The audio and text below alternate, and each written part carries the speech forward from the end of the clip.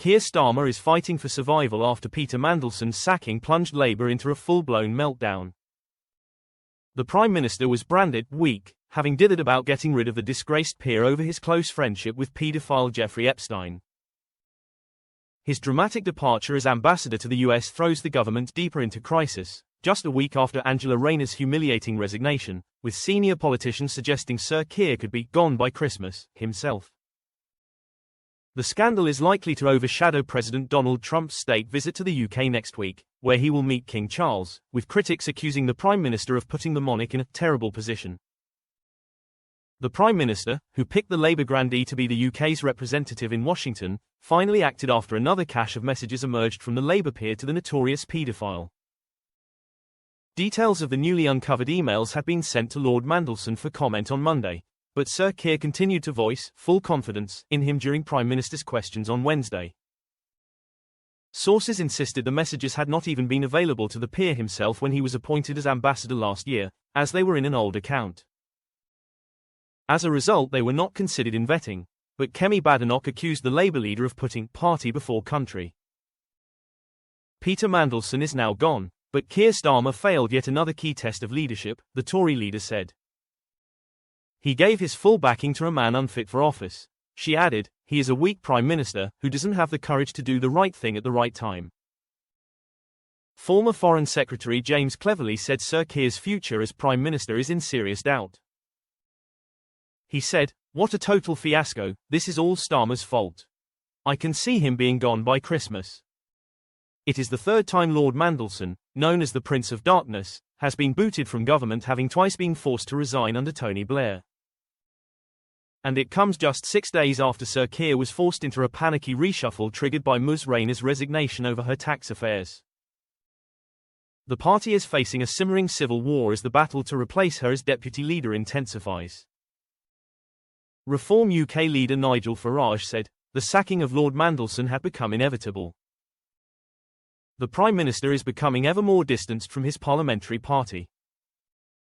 The double departures come after a calamitous 14 months in number 10 for Sir Keir, which has seen his government lurch from crisis to crisis. Freebie scandals, bumper tax raids, targeting pensioners and a string of ministers losing their jobs has seen Labour plummet in the polls behind reform. In the damning new emails, Lord Mandelson told his best pal, Epstein, to fight for early release shortly before he was sentenced to 18 months in prison.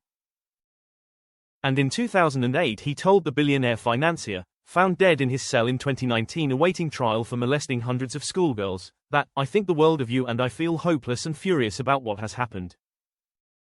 The Prime Minister had defended Lord Mandelson until the emergence of the emails, insisting he had gone through a proper vetting process and had helped build a successful relationship with President Trump's White House. Lord Mandelson's friendship with Epstein had been known about, but Bloomberg and The Sun published emails showing that the relationship continued after the crimes committed by the financier had emerged. Foreign Office Minister Stephen Doughty told MPs that information had not been known when Lord Mandelson was appointed. He told MPs the emails showed, the depth and extent of Lord Mandelson's relationship with Jeffrey Epstein is materially different from that known at the time of his appointment. He added, in particular, Lord Mandelson's suggestion that Jeffrey Epstein's first conviction was wrongful and should be challenged is new information. And in light of that, and mindful, as we all are, of the victims of Epstein's appalling crimes, he has been withdrawn as ambassador with immediate effect. The cache of emails obtained by Bloomberg showed that on the day before Epstein reported to jail in June 2008, Lord Mandelson told him, "Your friends stay with you and love you." He said, "You have to be incredibly resilient, fight for early release and be philosophical about it as much as you can. The whole thing has been years of torture and now you have to show the world how big a person you are and how strong." Lord Mandelson, who flew on Epstein's private jet, dubbed the Lolita Express, and stayed at his Caribbean hideaway known as Orgy Island, has claimed Epstein had never offered any introductions to women. Perhaps because I am a gay man, the latest furore erupted on Monday when US lawmakers released a 238-page album compiled by Epstein's socialite girlfriend Ghislaine Maxwell for his 50th birthday in 2003. In it was a fawning 10-page handwritten greeting from Lord Mandelson with holiday snaps from his 2002 trip to Epstein's Island. One showed him wearing a white dressing gown chatting to Epstein. Number 10 said that Lord Mandelson's friendship with Epstein was a matter of public record before his appointment.